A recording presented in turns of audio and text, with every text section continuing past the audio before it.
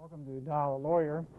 My name is Jim Rennie, the moderator of the show, and we have with us this evening a panel of attorneys from the Missoula area who have graciously volunteered their time to be on the show and respond to questions free of charge from the general public. We have, in the order in which are on my list here, Sid McKenna, across the table from me, who is a partner with Marcello, Turnabene, Schuyler, and McKenna. And to my right, an old colleague and partner in crime, as it were, Ken Grenfell, who's a solar practitioner and one of the members of the Solar Practitioners Lunch Group. And across the table from me, former law student of mine and now someone who could probably teach me numerous areas of private practice, Judy Loring from Stevensville, who's also a solar practitioner. And again, we thank all of you for being here this evening. The general purpose of the show is to provide a public service and to offer some advice which we hope will be useful to callers and maybe of educational benefit to the general public. The telephone number for your free calls, which should be on the screen shortly, is 542 6228. I think that's 542 MCAT, is that right? All right, 542 6228. Obviously, we have some disclaimers that we would issue here, and that is that we are not guaranteeing the accuracy of any advice being freely provided this evening. And in fact, I guess if we were to be lawyer-like about it, we would try and issue a disclaimer that it really is legal advice as such, because it's not provided after a normal consultation that would entail typically a more detailed investigation into the facts, possibly some research on the law. And all we're hoping to do here this evening is give you enough information quickly over the air that'll give you some general guidance. But for actual detailed legal advice, you should consult your own attorney. Obviously, on a show of this type, we're expecting that we would get questions from ordinary people on questions that would have maybe just normal human interest attached to them. Therefore, we've never had any questions and don't expect to get any questions on corporate tax or complex business legal matters. So that's the format. Again, the number for your free calls is 542 6228. We were talking before the show began about possible general discussion topics if no calls came in or the calls were slow in coming in. And I guess frankly we would confess that we haven't done our homework and planted the idea out there to have anybody call in. And I've run through a list here with our distinguished attorneys who this evening didn't take me up on any of the serious topics that I had mentioned as possible topics to discuss. Does anybody have any topics that they think the general public might be interested in terms of legal system, law, and lawyers? I think, Jim, you mentioned a topic that you were discussing last month. Was that topic finished? Well, probably not. I think it's a big topic. The topic was the delivery of legal services to people who need help in the family law area, family law being, of course, polite, I guess, for divorces. And I know that we've all had the experience where, it's just jokingly referred to for years and years and years, even before I did private practice, that some people are just too poor to get a divorce. So they got to stay married to each other. And there are a lot of people, I think, who fall between the few who are eligible for Montana Legal Services, which is typically limited to people who are, there's an abuse situation or it's really pretty bad, dire emergency. And then those people like Woody Allen and all the people you read about on TV who are paying big bucks to hire lawyers. And I'm not talking just about Woody Allen's either. I'm talking about not everyone has the opportunity. Saw a nice shot of my teeth there for a while. Somebody got a real close-up to have the $2,500 to $4,000 that's routine for the going rate for a retainer in Missoula right now. Anybody else have any thoughts about the need or the problem? Or? Well, I do see that problem in my practice.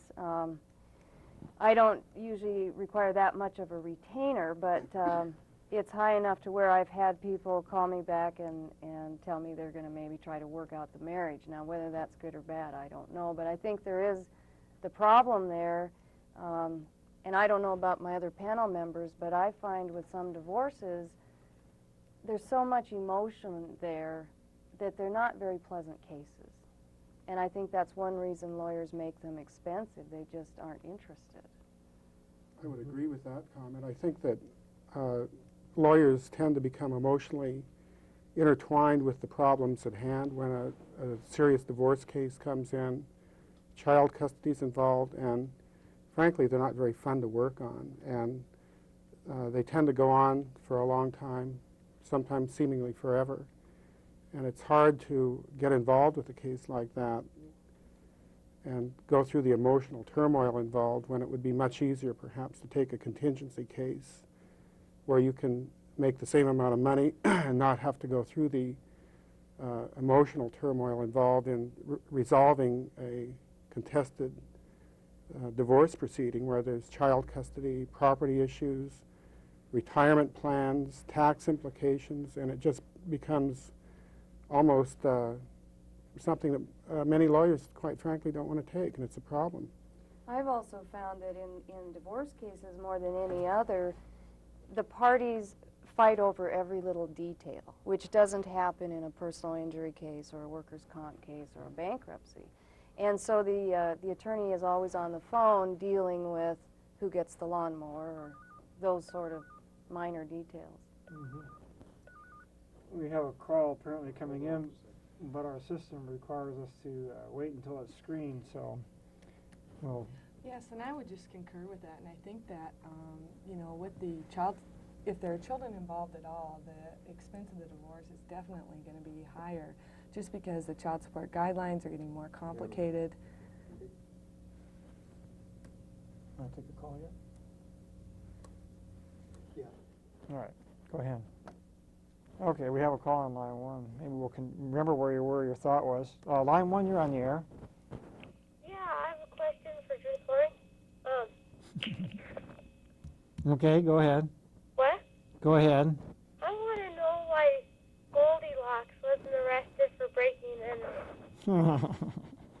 Well, I think that raises some very good points that gives an opportunity to teach some school children about legal issues, because Goldilocks, I think, did commit several crimes when she entered the Three Bears house. Why she wasn't arrested, I don't know. Maybe she had an in with the chief of police. The only thing I can think of. Well, all right, thank you for your call. We are desperate for calls, and we'll take that one in very good faith.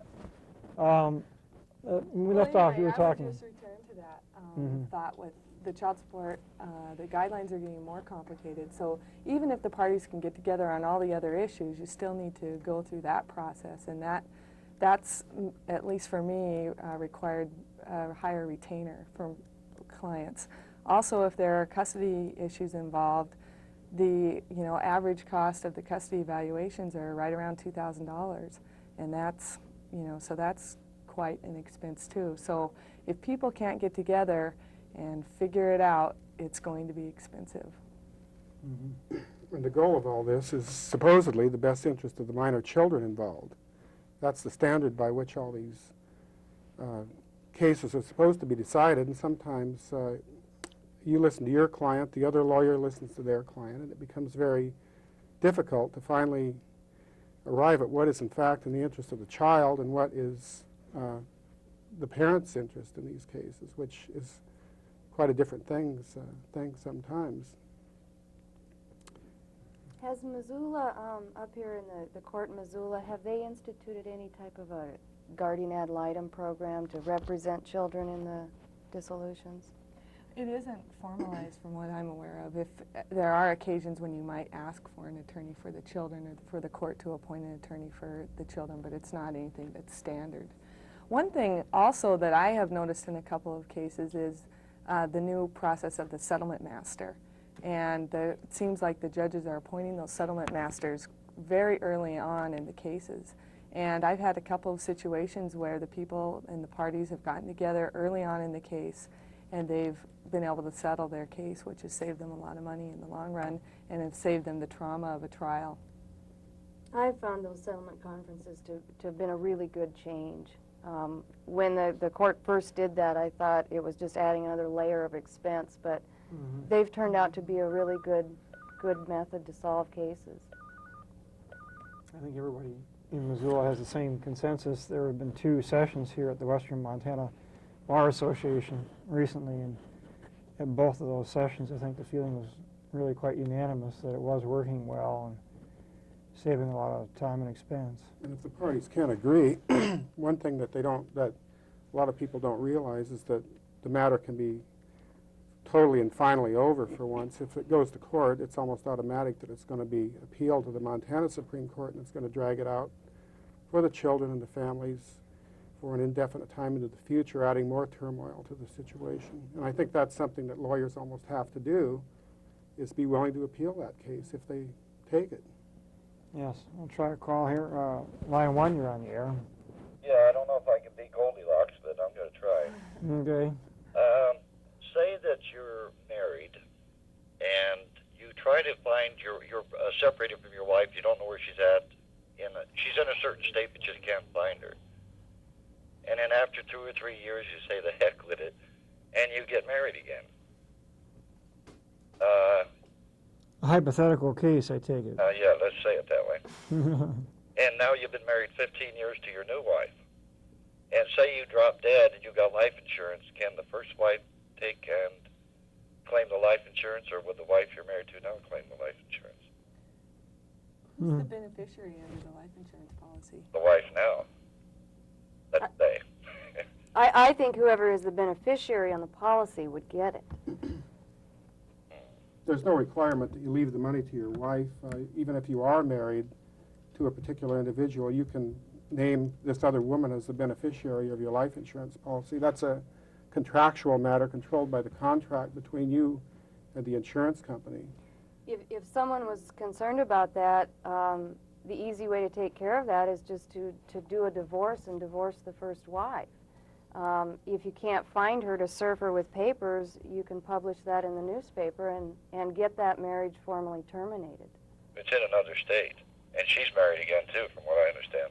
Well, she may have filed for a divorce and not served you, or served the hypothetical person, but I think you could file for divorce where you lived from the first wife. I see. One thing Righty, you might I thank you for your time. One thing you might consider, and I'm not sure of the legalities of it, I'm just speaking off the top of my head, since you've both remarried, or the hypothetical person, would be to stipulate to what they call an annulment or an invalidation of the original marriage, and have a decree entered nullifying that marriage, so that therefore technically you would not have committed bigamy, or she would not have either, I think. Any panel members have any thoughts on that? I think if they've both remarried, that might at least alleviate some of the problems they would. It may help to have the first wife's cooperation. I don't know of a single case where anybody was ever charged with bigamy.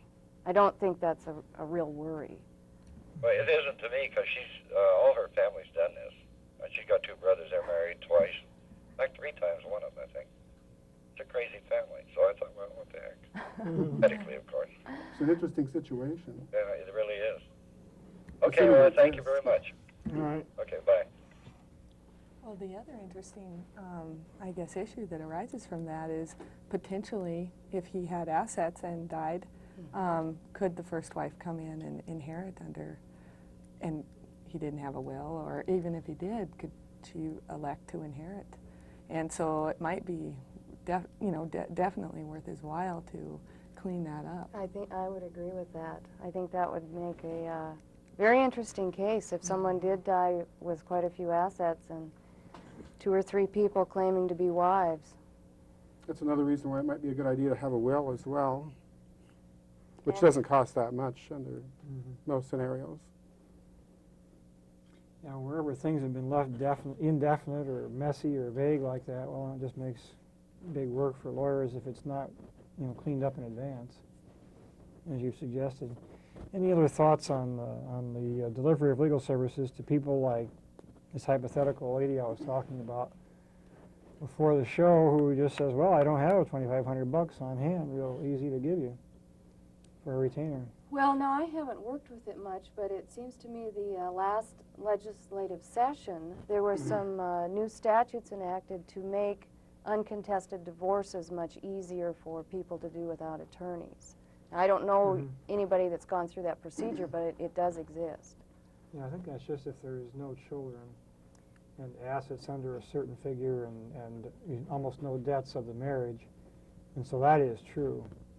But typically people have children. And Well, so you do see people doing pro se divorces even with children and real estate and large debts. It is done, and that's always an option, I think. I think in my practice, I primarily do workers' compensation, personal injury, and these are contingency fee situations where the people don't owe anything until we get money or if we get money. And I get a feeling with people that call my office that there isn't a very clear understanding in the minds of the general populace as to the types of fee arrangements that exist in the legal field. And I think it would be helpful for the public to know that there are contingency fees available. In many cases, however, they are not something that a lawyer practicing in the field of family law can do because it's not allowed. And that does, to some extent, preclude persons with family law matters from access to legal fees. The general purpose of a contingency fee agreement, I think, is to allow people who haven't the financial resources to obtain legal services, and that's just not available in the family law field. Hence the problem of trying to find a lawyer to take a difficult case when you don't have the money to pay the retainer that lawyer knows he's going to need to fund the case over the period of time required to resolve it. All right. And same thing in criminal law, which is one of my areas. It'd be hard to imagine a contingent fee arrangement in a criminal law case, obviously. And so it's just the general problem of... Well, at least with criminal cases, people that can't afford a lawyer get a court-appointed attorney. Yeah. And so they're sort of taken It's care not of. as severe. I think the panel we had last time certainly was able to agree that the biggest area where there are legal needs going unmet is in the family law area. I have come across a case in my own practice, heart-wrenching for me. One spouse, far more financially resourceful than the other, fighting over the custody of a minor child, and just the process of going to hearing after hearing after hearing. Where's the spouse without the resources, down to where she can no longer forge ahead, and really what's in the best interest of the minor child might be lost in the shuffle eventually by the sheer resources of the other spouse, and I think it's a problem. You know, we've talked about this settlement master system, and I haven't thought this through. It's just an idea that was starting to form, I guess, in my head.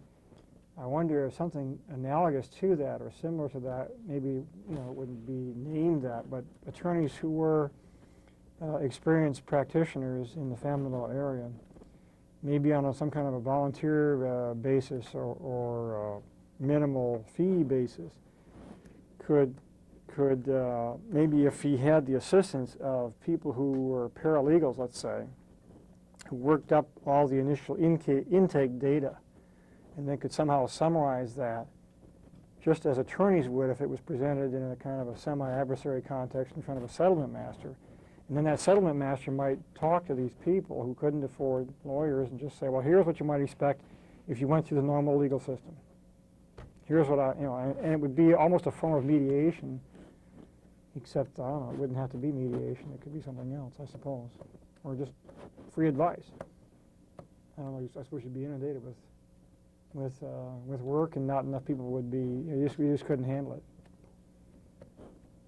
It's an interesting thought. Another thought that I've had, well, I don't know anything about whether it would be viable or not, but I work a lot in workers' compensation, and the workers' compensation system, because of the volume of workers' compensation cases, Montana has a separate court which has equal status to a district court, and all cases involving workers' compensation are heard in that court. And I was wondering whether something like that might work in the field of domestic relations, where you could have expert judges that deal with nothing but that and expedited procedures to resolve those situations without cluttering the district court system, the Supreme Court system, with the cases as they now are. There are just every other case you read from the Supreme Court seems to be involving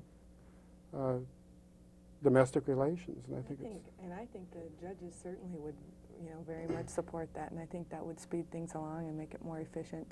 And as you know, as I do, that you file a petition in the Workers' Compensation Court and you're in trial, in Very a few soon. months. You're not waiting for a year or two to get your case heard. And so, I think that's an excellent idea. Again, we'd encourage your calls. We forgot to do our usual announcement of a number. It's 542-6228. They're free of charge, so should be getting the call. Well, that does it every time, seems like. Anyway, as soon as we get that screened out by our merciless screener of calls, who's my secretary, by the way, Linda Marr, who's graciously volunteered her time, we'll mention in passing while we're waiting for the call to get hooked through that all of the film crew this evening here is volunteer in nature. The chief of the crew and member of the board of MCAT is Gene Bernofsky. The crew person who's shooting me is his son, Sam Bernofsky. Mike Fellows is in is the producer in the back room, and there's somebody else probably. Is he helping? Line 1 right now? All right, line 1, you should be on the air. Yeah, I am, thank you. I've got an issue that I guess also involves some emotions and personality, but I think I can ask you guys a couple, maybe not simple, but straightforward questions. Okay. I'm involved in a bit of a tussle with the Missoula City County Health Department largely over the white pine sash spill of pentachlorophenol and dioxin there. And the biggest issue that I'm concerned about is something that's happened lately. I was advised by a source, a person who's on the health board, who was told apparently by somebody in the health department, that affidavits are being taken about some, I guess, alleged behavior of mine while down at the health department. And I've been unable to get anybody to talk to me about this. I'm just trying to sort out what some of my options might be. I've been talking with the county attorney's office, and as well went to the city police, the county sheriffs, and even the city attorney's office, because it is a city-county health department, to try to find out if anybody's doing any investigation of any sort. And of course, I've been to the headquarters of the health department asking to see if they have any documents on me, and all they're telling me is to talk to the county attorney's office, which is their representative. So. And what does the county attorney's office tell you?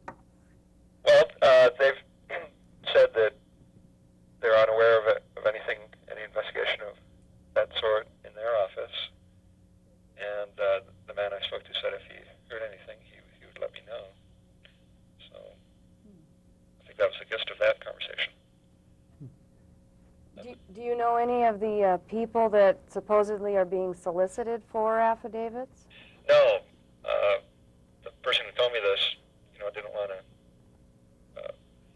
talk too much about who he had heard it from. So there's one other factor in that I used to work as a work study student down in the environmental health division of the health department a few years ago, and I've been sort of going through my memory banks trying to figure out if there was any behavior of mine then that they might be investigating, and if there is, it's nothing major, and How does the white pine sash problem fit into all this? I'm not quite clear on that. That was a story broken in the Missoulian Yeah, I read the story. December 24th last year, and ever since then, it's been a pretty carefully controlled story about how they discovered one tank that was leaking, discovered it in 1992, and how they've hired a environmental services company to determine the extent of contamination and to clean it up. Just by going through the various files of some of the state agencies and so forth, some citizens, including myself, have discovered that our health department was aware that 2 earlier tanks and 1 dip vat, it's a wood treatment plant, so they dip the wood into the vat containing the pentachlorophenol solution, and then this used to be the past practice apparently, would lift the wood out and drain it over the ground basically, and over the years that built up quite a bit of contamination. And we've tried to get the health department to acknowledge publicly to the neighbors in that area when they had a neighborhood meeting that that's when the contamination started.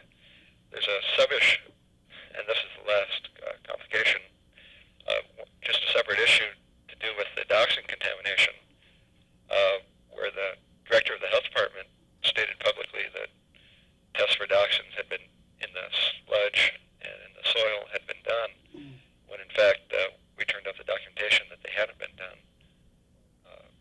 So I guess putting that kind of pressure on the health department has resulted in, this is just my view, in them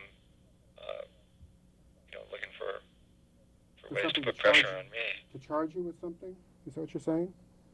I'm sorry, I didn't hear you. To charge you with some sort of a crime from some time past when you worked at the health department? Is that what you're saying? It sounds to me like it's more of a scare tactic type of thing, whether they're really looking for a crime or not. Yeah.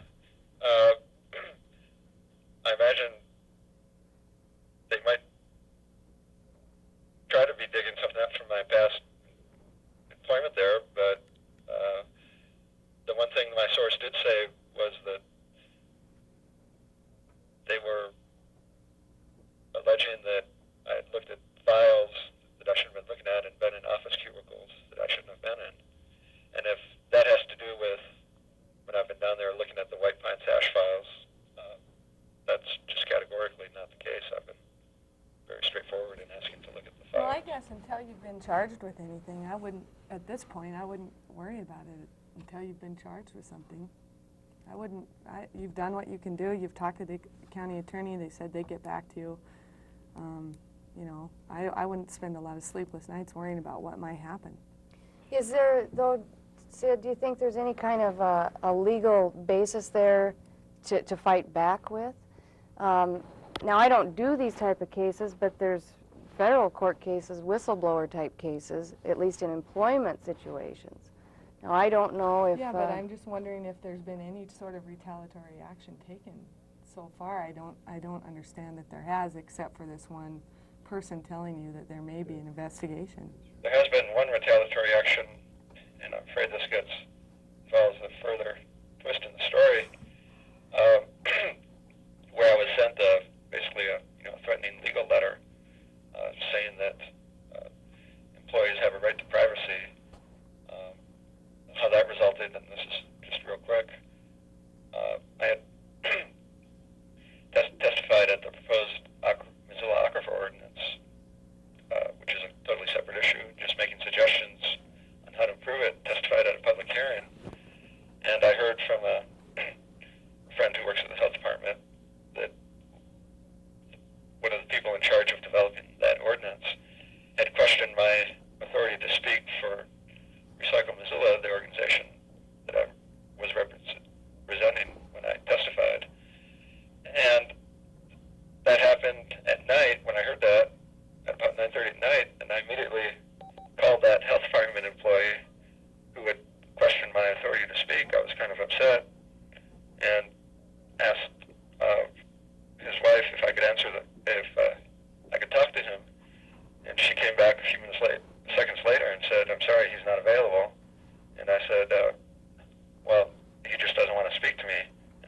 sort of the end of the conversation.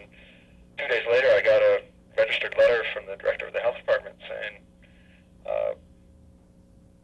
I forget the Montana code, the law that says employees have a right to privacy, and we won't tolerate any more of this behavior. So,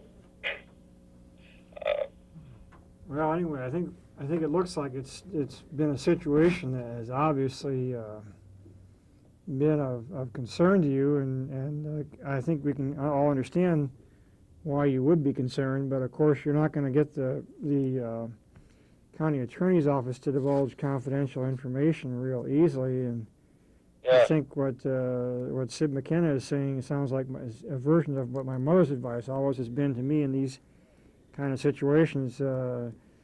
She's always said it's generally not what you worry about most that you should be worrying about. That generally these things pass, and they're not worth worrying about. And boy, her advice has proven right to me time and again. Sometimes I'd think, oh my gosh, I screwed something up, or I'd really be worried about something, and invariably that thing would pass, and a month later I would be not have any occasion to be concerned about it. Yeah, it's easy to lose perspective on some things. I guess my real concern was that I might be gone to some no man's land where they are investigating me in some way, and I'm never notified, but I guess at some point they have to come forward. Yeah, the only thing I'm thinking of by way of analogy, there was a case before the Seventh Circuit when I was clerking for a judge there where the allegation was that threats of investigation and similar situations, maybe more strong than yours, were constantly being undertaken in order to deter the plaintiffs in this civil rights action from exercising their First Amendment rights. And this was the time of the Vietnam War and so on. And the question was whether this person had a right to sue in federal court to enjoin them from this kind of activity. And I suppose that if you have more definite evidence as to exactly what activities were going on that you're concerned about, something along those lines might be applicable, although civil rights is a very narrow specialty that not too many lawyers want to mess with in town. Yeah, it sounds like things have to develop a bit more. Perhaps. Yeah, okay. Thanks for your call. We have one more coming in. We'll see if we can switch to that without hitting the off button. Line 2, you should be on the air. I'd like to ask a question of one of the attorneys there. Sure, go ahead. Well, I guess the one that knows the answer. What are the ramifications of the Ravalli sheriff not refusing to do the background checks according to the new federal law? Yes. Committing a crime like that? Read yesterday's Missoulian, was it, or was it Sunday's? Okay, yeah, you don't want to take that one? The ramifications is the question of River Valley County Sheriff not doing the background checks. I think Judge Lovell was determined that it was that was okay, didn't he? Yeah, there's still the waiting period, but background checks aren't required. And it seems to me it sort of guts the whole Brady bill. It seems like the county attorney up here has instituted a pretty good program for their background checks and is making it break even. I think we should do that in Ravalli County. Okay. There was a good editorial in the Missoulian just a couple of days ago. I can't remember when exactly, but discussing the various ramifications between federal and state relations and who has jurisdiction over that kind. You know, can the federal government tell the state law enforcement officers what to do? And so anyway, you might check the back Missoulian for that letter, that editorial, because it was pretty good. Right. I haven't read the decision from Judge Lovell, so I'm at a loss to comment on it. I, like Sid, read the Missoulian article, and that's about all I know about it. It raised some interesting issues, however. Mm-hmm. Yeah, I'm in the same boat. You think line 1's ready yet, Sam? All right, thank you. Thank you. Okay, thanks for your call. Yeah, it sure made a lot of press, and I guess that we wouldn't be able to add a whole lot beyond what you may have read in the newspaper about Judge Lovell's decision, since none of us have read it. And so we really can't comment on whether it's a good decision or bad. Is there an appeal? As I recall, there was discussion about possibly appealing on the part of some group to the Ninth Circuit. And of course, the Ninth Circuit is just one step down from the U.S. Supreme Court, so that'd be a big case if it went up. Have there been inconsistent decisions on that exact point in other jurisdictions? I know there are other decisions elsewhere sustaining, I guess it's sustaining it even on that point. Am I wrong about that? I don't know. My feeling is that where it's been taken to court, the judges are letting the law enforcement out of doing background checks. Now, I could be wrong on that, but that's kind of my sense of it, that the courts aren't really enforcing that law. Well, it'll be interesting to wait and see. I was in Washington and I read an editorial there last week, and they talked about the fact that sort of indicated that because of this decision, people will be coming to Montana to buy their guns. You know, I don't necessarily think that's going to happen, but. All right. Well, we've got a slow night tonight. I guess it's just too nice a day out there, and we were commenting as we came in. In fact, we're planning to kind of wrap it up for the summer. This is our last show for a few months unless we get this overwhelming flood of calls into MCAT saying, no, we have to have the show continue. We kind of thought that over the summer months it's a hard time to keep running. Line 1 is ready. Okay, line 1, you should be on the air. Hi. Actually, it was more of just sort of like, what should I do? I had a head injury at work about 18 months ago, and I have been at my job for quite a period of time, and I feel that they're kind of giving me a hard time about the problems that I'm having, and I've seen numerous neurologists and a psychologist here in town, and I kind of feel that if I really say, you know, what exactly is going on in these ongoing problems, that I'm going to lose my job, and that is a big scare for me, and I'm just kind of like, gosh, what should I do? Sounds like a pretty good question. Anybody want to jump in? Have you lost any work as a result of this head injury at this point in time? I have. I've lost a great deal of work, and I take a prescription medication. It's Imitrex, a shot that I have to take for migraine headaches, and I've had some memory loss. And one of my doctors had said that stress will bring on some of the memory loss. And you have, I presume, filed a claim for workers' compensation? Yes, I have, and that's been accepted liability-wise? Yes, they continue to pay my bills, and I've had a CAT scan and an MRI, and I have been seen, like I said, I have seen 3 neurologists here in town, and currently I'm seeing a pain control specialist, and he keeps asking me, well, you know, what's going on? And I tell him, and he says, well, I think stress has a lot to do with it. It's like, oh, okay. And he says, what problems are you having at work? And I'll tell him, and I feel when I have missed time from work, and I'll tell him I have a really bad headache. I cannot think. I cannot concentrate. And when I take the time off, I feel that they're like, well, you know, your obligation is to work, and I totally understand and respect that.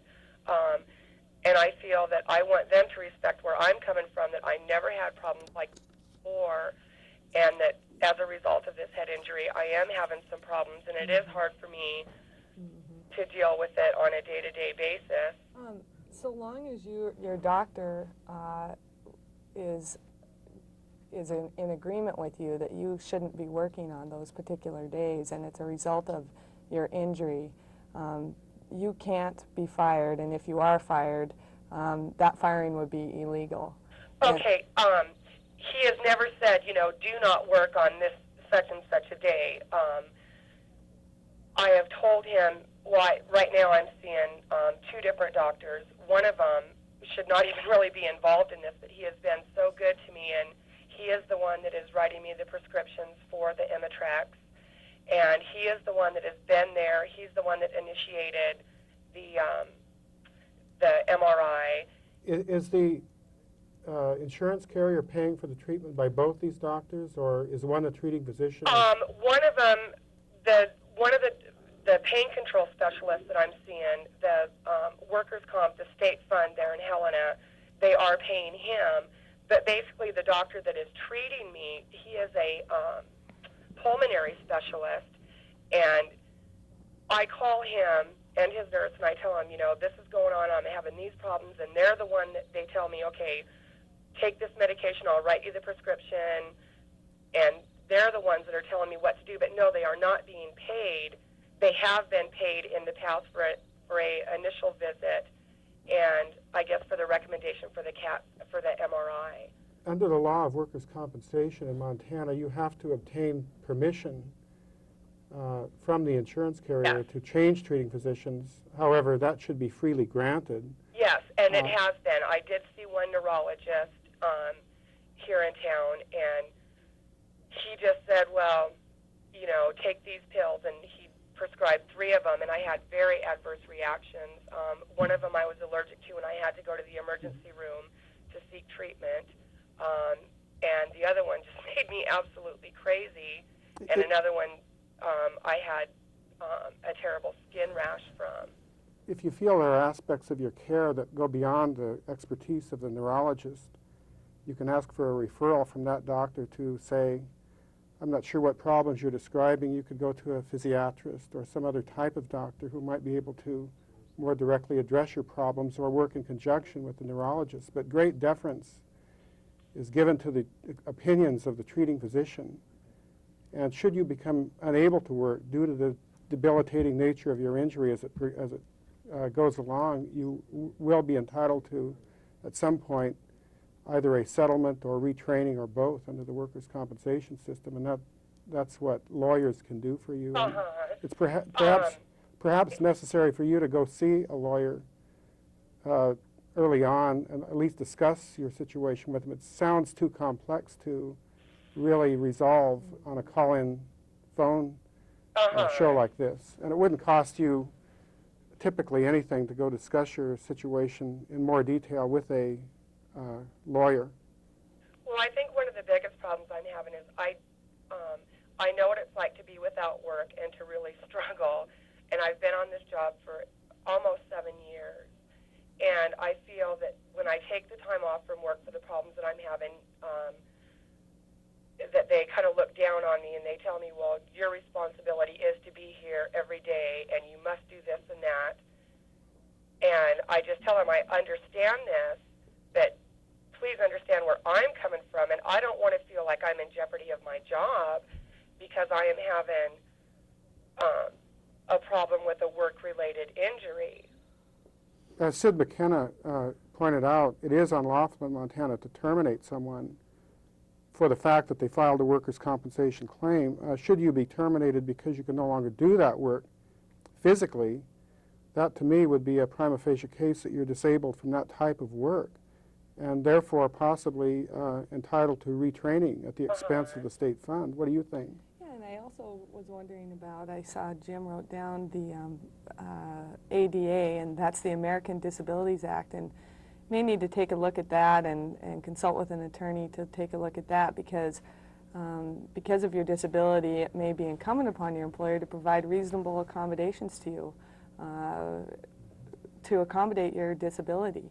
And maybe allowing you time off to see the doctor or to go to treatment may be considered a reasonable accommodation, which your employer would be incumbent to provide to you. They have been very compliant as far as I have to fill out a request to take the time off, and they will let me have the time off.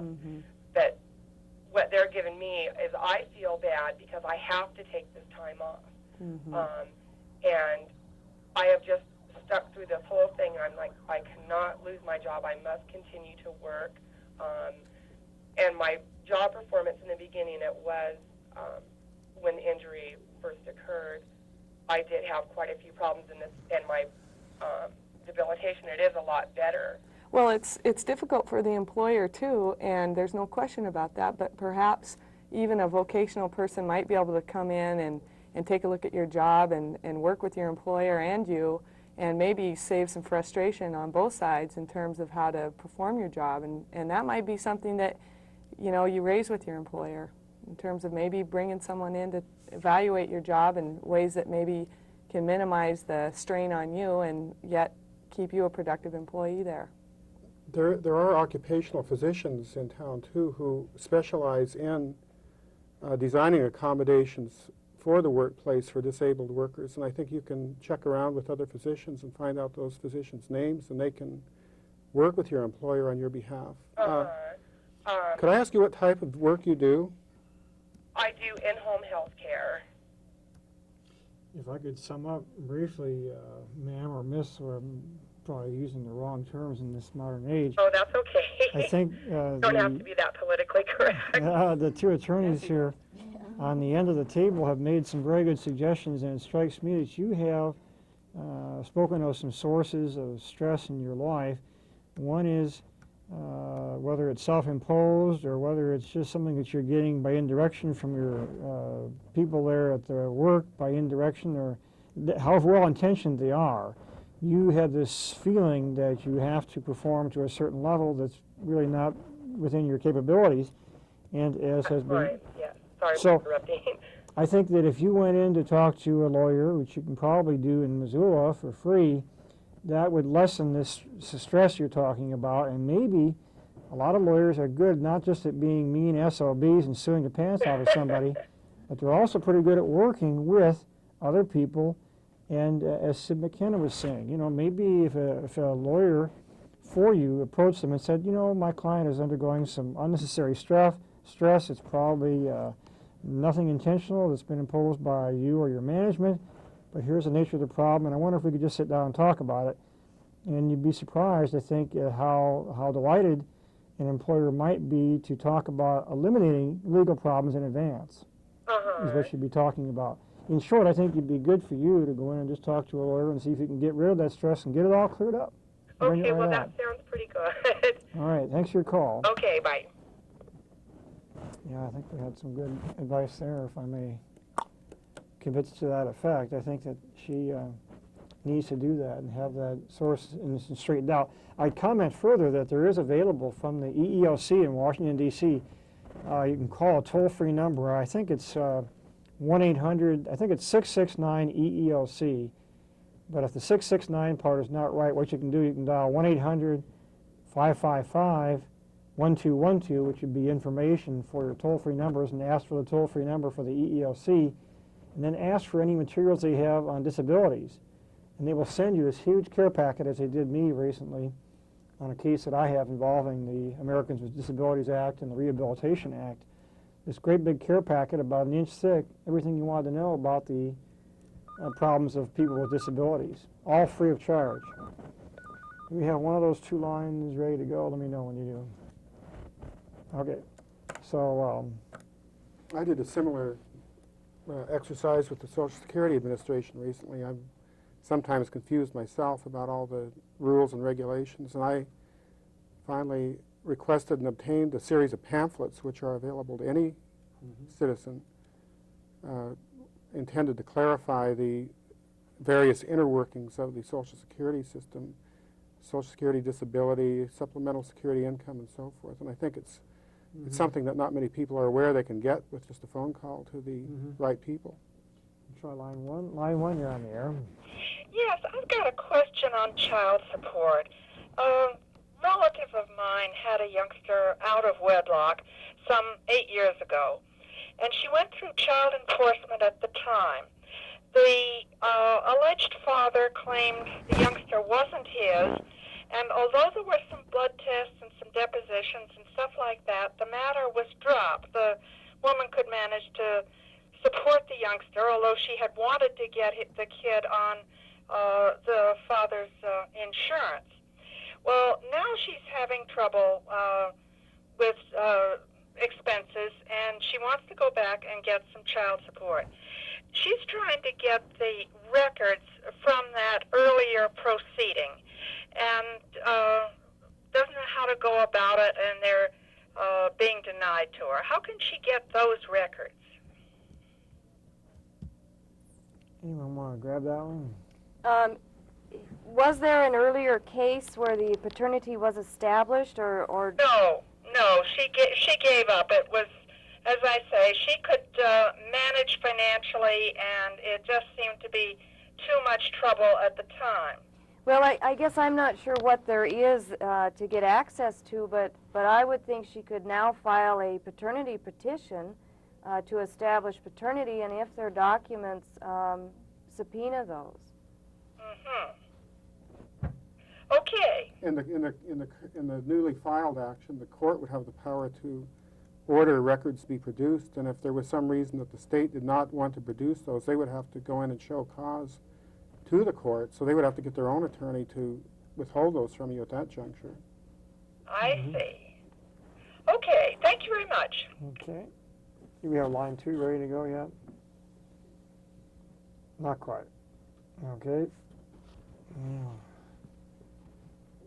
Huh. A dead space in the air here. Falls for A the lot first of time. different questions. I think it would Yeah. be, Sid mentioned the Americans with Disabilities Act, and that's something relatively new, and I think the public might be interested in a brief outline of that. Oh, law, no. If you want to give it. No. I was It's much too amazed complex to go into. find out the scope of it. I was looking through it, and I have a case where, unfortunately, my client's situation arose before this 1990 Act took effect. But there's some things that are going to surprise, I'm afraid, employers as to things that are required by way of reasonable accommodation and damages and so on. And the Act is really pretty dramatically protective of the rights of people that have any disabilities. Does that act apply to small businesses, say with 5 or fewer employees? Yeah, it's got some kind of limitation. All I know is I was dealing with the Forest Service, so I knew that we met any, Right. minimum requirements there. And I think it may be a situation, as I recall, well, maybe I'm thinking of the Civil Rights Act of 1991 made some changes in terms of damages that are available, compensatory damages and so on, and that's dependent on the size of the firm, going up to a maximum of $300,000. But that's enough in short to attract an attorney to take your case. If you feel that you've are been discriminated against or just not being reasonably accommodated, to use one of the key phrases, because of some disability or handicap or whatever. Another lawyer I know noticed very recently I think it was a workers' compensation settlement, that they had the claimant waive his rights and their future rights under the Americans with Disabilities Act. So I think it must be of some import to the employers at this point, if they're starting to request that workers waive their rights under that act. And as a part what of sort their of workers' rights were they having the claimant waive? Well, that's something that I think we have to look into before we. I would think that would be against public policy and would not be I'm not sure it enforceable. would be enforceable. Well, they, Did we have another call? Or? well, I think they maybe gave up. The light's no longer there. We've got 5 whole minutes here left. We've had some good calls here finally. You could have some more close-up shots of your teeth that you've lost today. Is that right? No, I should have, but I haven't. I haven't done it in a while, and they keep reminding me all the time, too. Well, might get one more call before we have to go off the air. Again, we appreciate the presence of our panelists this evening, Sid McKenna and Ken Grenfell and Judy Loring. And thanks again to all of you. I think I know 2 of you real well, and the third I occasionally had some contact with at seminars and so on. And so we I've appreciate seen it. you in the law library. That's right. We see each other in the law library occasionally. We all have to hit the law library once in a while. Line 1. All right, line 1 available and ready. You're on the air. Hello, how you doing? Good. Hey, I had a question about, I got pulled over for a DUI.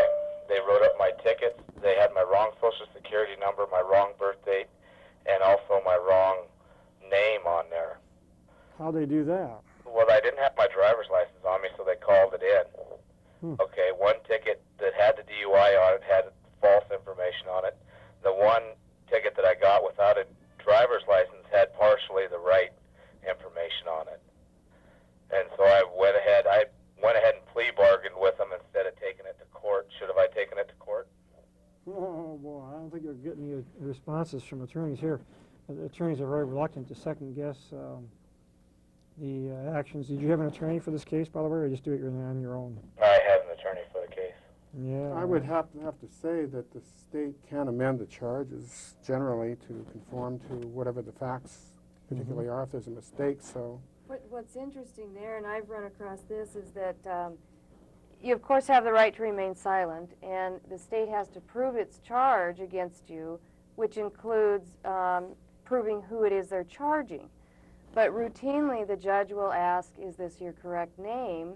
And I at one point had a case where that was an issue, and I tried to have my client not answer that. And the judge threatened to hold us in contempt and send the client to jail if he didn't answer what his name was. But Ken's right, they can always amend the charge when they find out what the true facts are. Also, I didn't take the breathalyzer or anything, but I did talk on the videotape. They give a videotaping, Right. and that's what they went by, and that's what I based my plea bargain upon. Well, presumably you looked at the videotape and you followed the advice of your attorney as to the chances of prevailing or not prevailing at the trial, and based on what you knew at that time, it was your decision Right. to I take the basically plea just wanted bargain? to get it over with. That's often the case, and sometimes you have buyer's remorse after you've done so, but I think what's- Exactly. Thank you. Sure. Yeah, 90% of the cases, of course, both civil and criminal, are settled or plea bargained out, and that's probably what permits the court system to stay afloat. So, well, we've had a you can always get a second opinion before you do that. I mean, lawyers are no more offended by someone going to get a second opinion than a doctor. You don't have to mechanically follow the advice of whichever lawyer you've chosen to represent you. Sometimes I feel more comfortable in my own practice if my client goes and talks to Sid McKenna or Judy Loring or Jim Ranney, because if there's something I'm missing, I'd like to know about it, and if there's not, then the client feels more comfortable with the resolution. I agree with that as well. I think a lot of people are afraid to get second opinions with legal advice, and they really should do more of that. You know, the only other comment I'd make before we take these last two calls is that I think that if you have a problem that's worth hiring or consulting a lawyer, it's advisable for people to make some little inquiries to make sure that this individual has some specialized knowledge in your particular area. There are lots of lawyers like myself that would never think of doing any estate planning or tax work and so on, but at least I would be able to refer somebody to somebody who I think is knowledgeable. We'll take one more call here, line one, maybe two. You're on the air. I have a question about a public agency, a government agency. Is it okay to name the agency in Missoula? It's a state, yeah, go ahead, I don't care. Missoula City County Health Department. What are their rights to immunity, and can they keep citizens from discussing public documents which are written on Missoula City County letterhead or state letterhead? Let's see. I got the first one in your mind, but anybody else here, both those, who wants to respond? I don't think so. You don't want to respond? What about the first question dealt with immunity, and I know a little bit about that myself. Typically, a lot of state and county officials and bureaucrats have what's called qualified immunity. Judges have absolute immunity, meaning that no matter what they do, almost within limits, you can't sue them. And a lot of government bureaucrats have what's just called the qualified immunity, like police officers have qualified immunity, and some social workers apparently have a form of qualified immunity. And what that means is that in order to sue them, you got to show that the person who did the wrong against you either did so with willful disregard of your constitutional rights or reckless disregard, not just that they were negligent or kind of mildly screwed up or whatever. And so you'd need to have evidence that would meet that standard of proof. Looks like, whoa, we're running out of time. We're supposed to wrap up. Thank you. Yeah, thanks for your question. Yeah, I guess we've got one line still holding. We'll have to forget it for tonight, but thank you for your calls. It's been a slow night, but some good questions and some, I think, helpful, very helpful advice from our panelists. Thank you once again, and we'll, I guess there's a storm of protest. We will call it our last show for a few months until we feel geared up enough to do another one. And thank you for having us all. Thank you. Well, been a enjoyed pleasure. seeing you. Yeah. Okay, looks like we're off the air. Yeah, sure, heating up a little bit.